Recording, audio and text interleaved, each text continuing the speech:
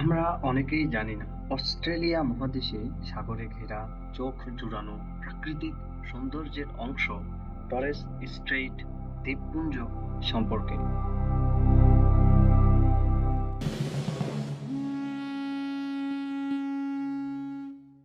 বন্ধুরা, মায়াচরের আজকের এই অনুসন্ধান অস্ট্রেলিয়ার টরেস স্ট্রেইট দ্বীপপুঞ্জ সম্পর্কেই।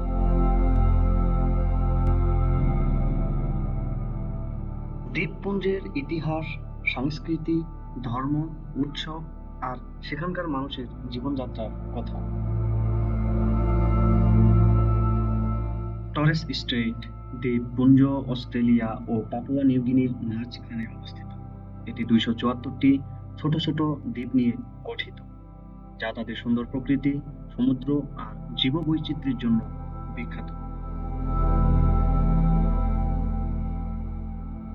প্রায় 3200 বছর আগে এই দ্বীপগুলিতে প্রথম আদিবাসী মানুষের বসবাস শুরু করেন।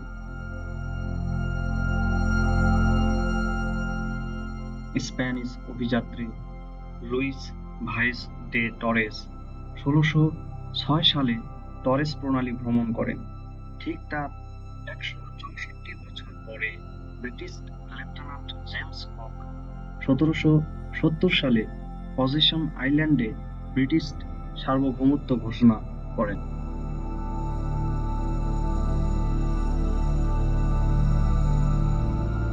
টরেস স্ট্রেইট দ্বীপপুঞ্জের মোট এলাকা প্রায় 48,000 বর্গ কিলোমিটার, যদিও স্থলভাগ মাত্র 566 বর্গ কিলোমিটার।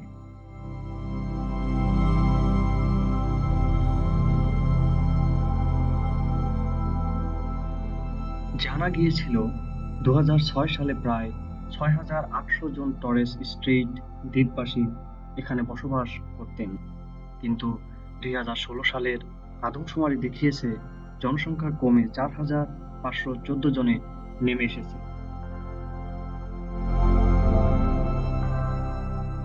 কেন কমেছে? মূলত 1875 সালে হাম রোগ মহামারী আকারে ছড়িয়ে পড়ে, যা জনসংখ্যার প্রায় 25% ধ্বংস করে দেয়।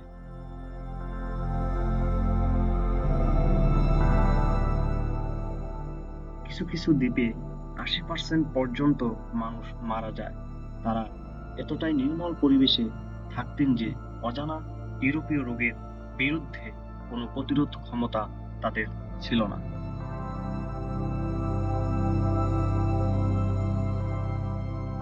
টরেস স্ট্রেইট দ্বীপের মানুষ প্রধানত মেলানেশিয়া বংশোদ্ভূত। তারা কিছু সাংস্কৃতিক বৈশিষ্ট্য পাপুয়া নিউগিনির মানুষের সাথে ভাগ করে। এই দ্বীপপুঞ্জের লোকেরা সমুদ্র যাত্রা ও বাণিজ্যের মাধ্যমে জীবনযাপন করতেন।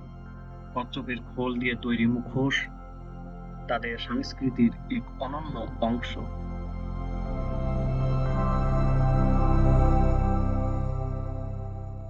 ব্রিটিশ নৃবিজ্ঞানী আলফ্রেড ওয়ার্ড হ্যাডন 1898 সাল থেকে 1899 সালে প্রায় 2000টি শিল্পকর্ম সংগ্রহ করেন।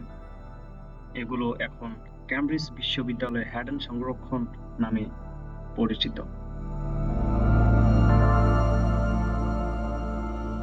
টরেস স্ট্রেইট দ্বীপবাসীদের ধর্মীয় বিশ্বাস আধ্যাত্মিকতা ও প্রকৃতির শক্তিকে ঘিরে, তবে অনেকে খ্রিস্টান ধর্ম পালন করেন।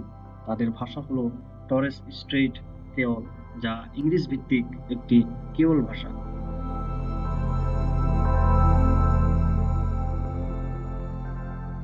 টরেস স্ট্রেইট দ্বীপের মানুষেরা উৎসবপ্রিয়।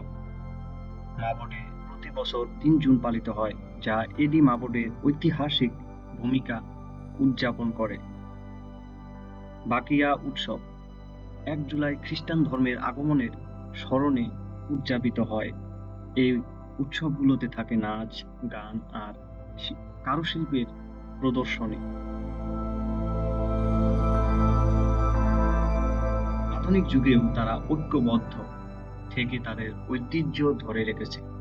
তাদের শিক্ষা ও উন্নয়নের ক্ষেত্রে কিছু চ্যালেঞ্জ থাকলেও তাদের ঐক্য আর সংস্কৃতির প্রতি ভালোবাসা তাদের শক্তিশালী জাতি হিসেবে টিকিয়ে রেখেছে।